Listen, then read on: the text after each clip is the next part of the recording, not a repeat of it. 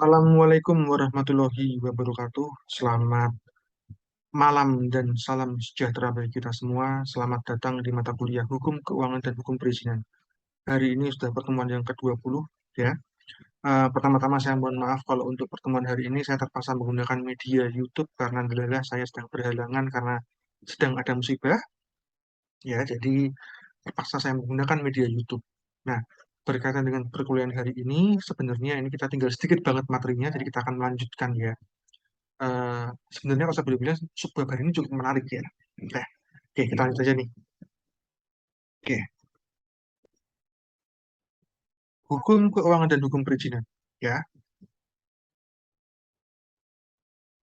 oke, ya. Jadi teman-teman mahasiswa sekalian, untuk mata kuliah hukum keuangan ini sudah berakhir. Sekarang kita sudah lanjut ke mata kuliah hukum perizinan yang memang saya jadwalkan itu cuma sekitar 5-6 pertemuan saja sudah cukup. Ya, nah, berkaitan erat dengan yang namanya hukum perizinan ini, secara sederhana, perizinan itu simpelnya adalah apa namanya persetujuan dari penguasa berdasarkan undang-undang. Simpelnya seperti itu, ya. Dalam arti luas tapi. Nah, kalau dalam arti sempit itu lebih ke arah tiga hal, yakni pembebasan, dispensasi, dan konsesi. Pembebasan itu adalah eh, dibiarkannya seseorang atau suatu instansi atau lembaga hukum tertentu untuk tidak melakukan sesuatu hal. Dispensasi itu adalah apa namanya tidak melakukan suatu hal. Kalau misalnya dispensasi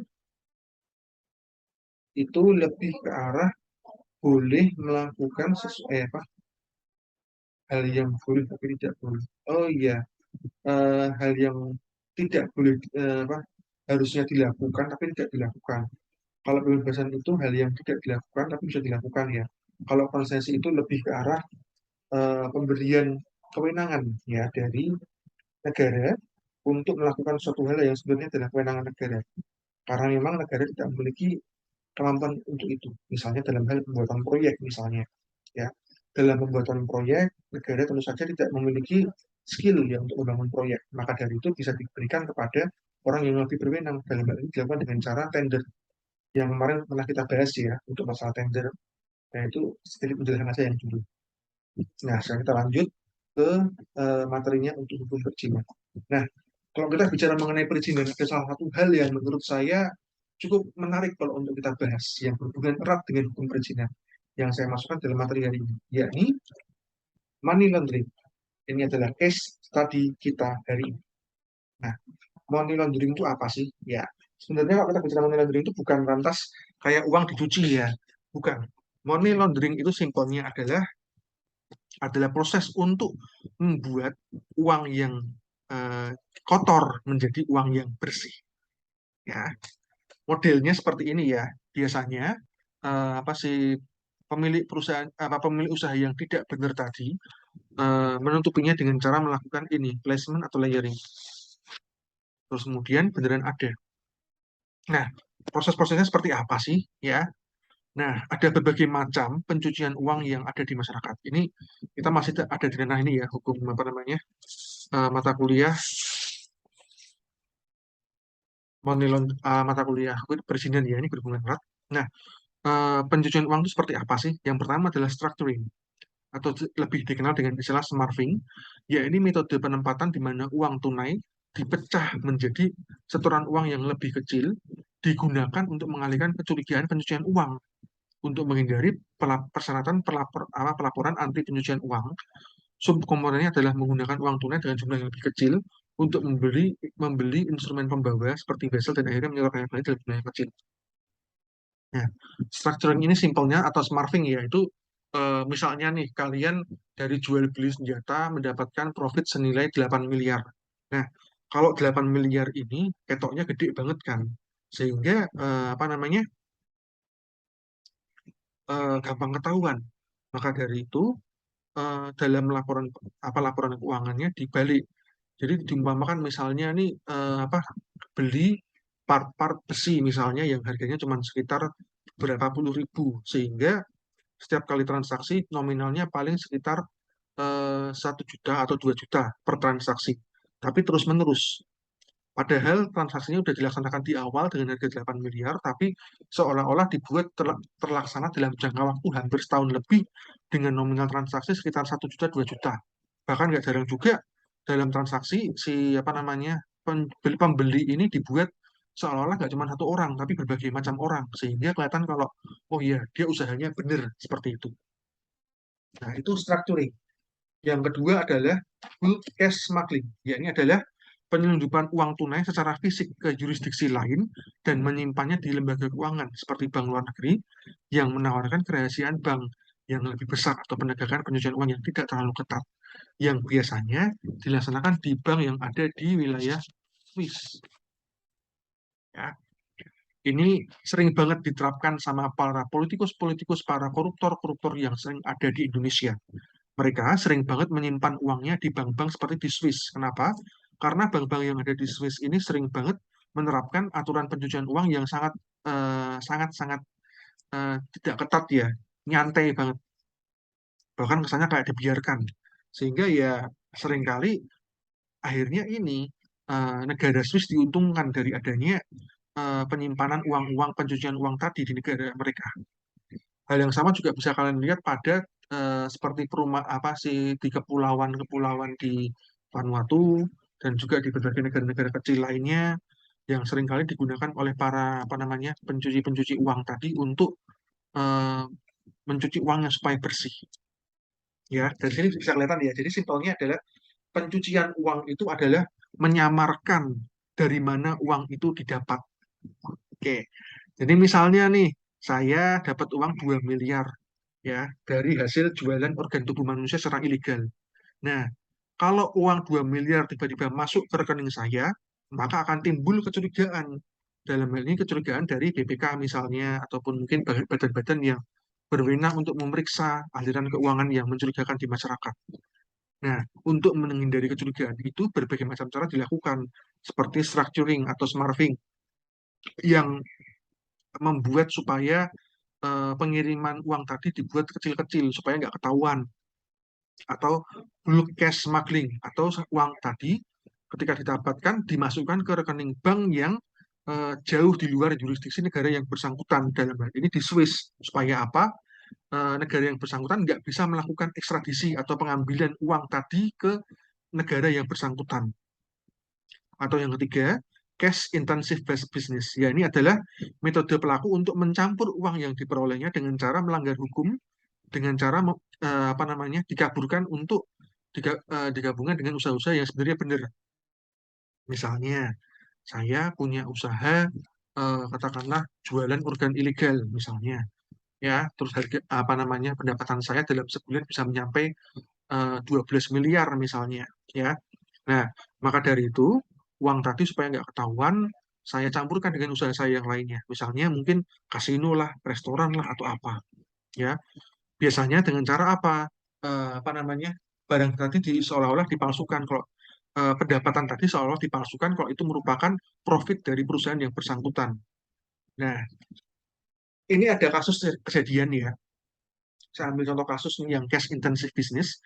Ada sebuah perusahaan yang ada orang ini dia tuh apa namanya mempunyai usaha laundry, ya, mempunyai usaha laundry yang memang cukup besar karena memang memiliki hingga 80 unit apa namanya mesin pencuci ya. Nah, tapi ada sebuah cash flow yang mencurigakan karena seolah-olah setiap harinya itu ada seenggaknya 8.000 orang yang mencuci karena setiap harinya jumlah uang yang masuk itu sekitar 8.000 sampai 10.000 dolar. Ya, ini kalau dibuat nyuci kan aneh banget ya. Masa sih laundry memang sih banyak 80 unit, tapi kok sampai ada ribuan orang yang mencuci setiap harinya. Masa iya sebanyak itu dan selalu setiap hari. Ini menimbulkan kecurigaan. Kalau di Indonesia itu ada di BPK, tapi kalau di luar negeri ada yang namanya IRS. Ini di USA ya. Mereka yang berwenang untuk mengecek kalau misalnya ada transaksi atau cash flow yang mencurigakan. Setelah dilakukan pengecekan ternyata benar ini termasuk ke dalam jaringan penjualan narkoba secara ilegal. Ketangkep akhirnya, terus terbongkar. Nah, inilah cash intensive business. mereka, si para pelaku pencucian uang tadi menggunakan upaya-upaya dalam hal ini apa namanya melakukan cash intensive business. Jadi mereka menyamarkan usaha mereka itu dengan usaha lainnya yang legal ya, untuk bisa menutup apa namanya fakta bahwa mereka sebenarnya telah melakukan tindakan pencucian uang seperti itu. Itu cash intensive business. Lanjut ya. Nah, sebentar.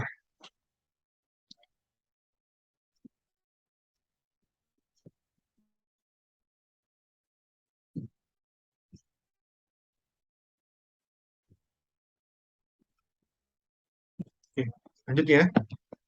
Berarti udah ada tiga. Sekarang kita lanjut ya. Ada lagi trade-based laundering. Metode ini adalah salah satu bentuk pencucian uang terbaru yang paling kompleks.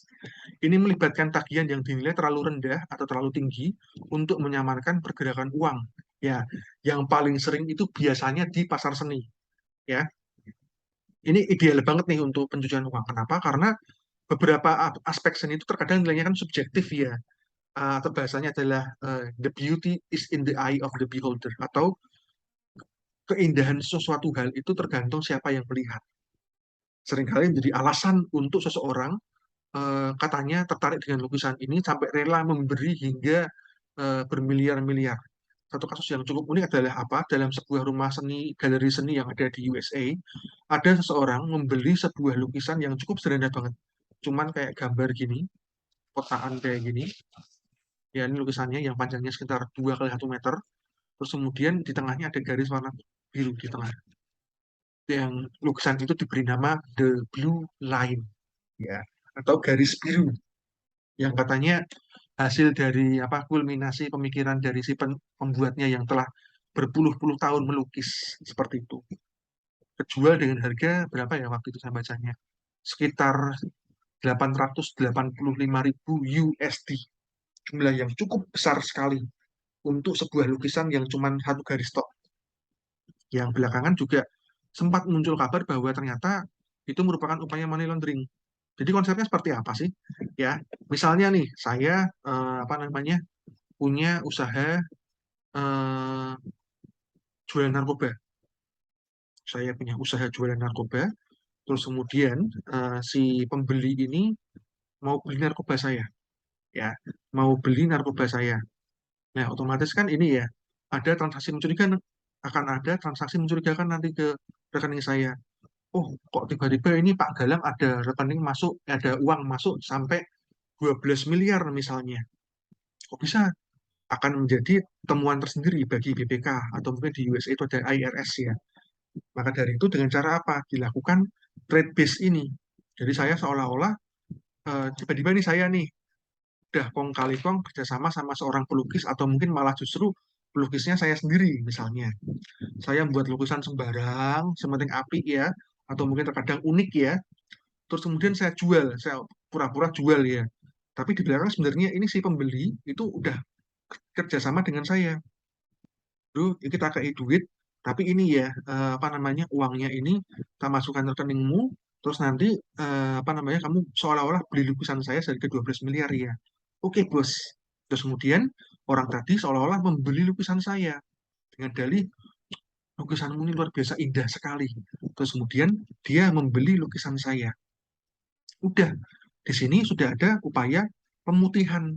Sehingga apa? Terlihat, oh berarti kamu dapat profit ini dari jualan lukisan kamu. Sehingga uang yang kamu dapatkan ini benar-benar bersih. Seperti itu. Walaupun sebenarnya kalau kita kaji dengan nalar ya, nalar lukisan kayak gitu nggak mungkin saja di ini ya, apa namanya, upaya untuk itu ya. Nah, next ada lagi shell companies and trust. Ya, ini perwalian dan perusahaan menyamarkan pemilik uang yang sebenarnya, atau perwalian dan kendaraan perusahaan tergantung pada jurisdiksi. Tidak perlu mengungkapkan pemilik sebenarnya. Kadang-kadang tersebut dengan istilah slangnya yaitu red hole, atau istilah ini bisa mengacu pada seseorang yang bekerja sebagai pemilik fiktif daripada entitas bisnis. Nah, kasusnya kebetulan terjadi di Semarang. Ya, mungkin teman-teman di sini yang berusianya udah cukup tua masih ingat ya bahwa di Semarang itu dulu ada yang namanya Videotron. Videotron itu kayak semacam bangunan televisi besar yang ada di Jalan Pahlawan. Nah, ini ada permasalahan tersendiri. Kenapa? Karena si pemilik Videotron tadi, sebuah perusahaan ini belum bayar pajak hingga bertahun-tahun. Dan ketika apa namanya si pemilik pajak ini kemudian ditagih, apa ditagih bukan ditagih ya, ditangkap karena telah melakukan penyelewengan pajak, bahkan sampai ancamannya penjara, baru ketahuan si pemilik perusahaan tadi bukan pemilik perusahaan yang sebenarnya, tapi bahasanya adalah si red hole tadi, atau pemilik bisnis yang menjadi kayak semacam apa ya, kambing hitam ya. Jadi kasusnya seperti ini, si pemilik perusahaan yang asli manggil apa namanya, office boy tawari, mau nggak tak kasih tambahan gaji 500.000 rupiah per bulannya. Mau tuh ya, mau Pak, mau. Terus kemudian dia diminta, kalau kamu mau, tolong kamu tanda tangani dokumen-dokumen ini dengan tanpa melihat apa isi yang kamu tanda tangani. Bisa ya? Bisa Pak? Oh saya nggak bisa baca. Dilalah karena memang si OB tadi nggak bisa baca seperti itu, sehingga ya asal tanda tangan aja. Lumayan kan dapat 500.000 per bulan tambahan. Terus kemudian setelah 3 tahun seperti itu baru ketahuan kan. Dan ternyata yang dia tangani selama ini adalah tindakan dia sebagai direktur.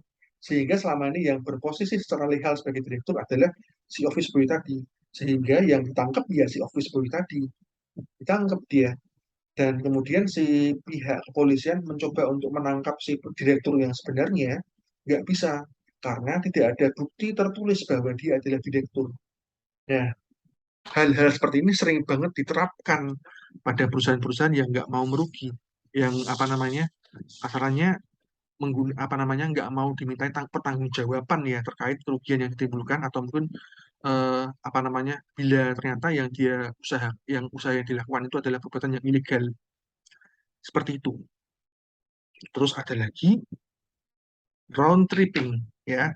Di sini uang disimpan ya, di sini uang disimpan di perusahaan asing yang dikendalikan di luar negeri ya, terutama di negara-negara tax haven.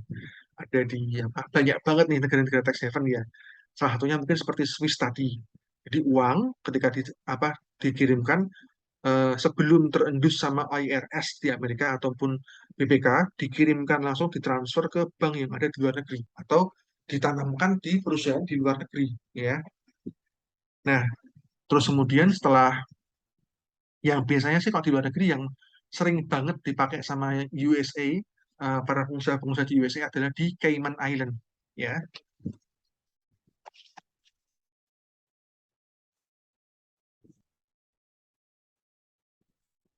Ini merupakan perusahaan dengan tax haven atau asalnya perusahaan apa, negara dengan pajak perusahaan sebesar 0%.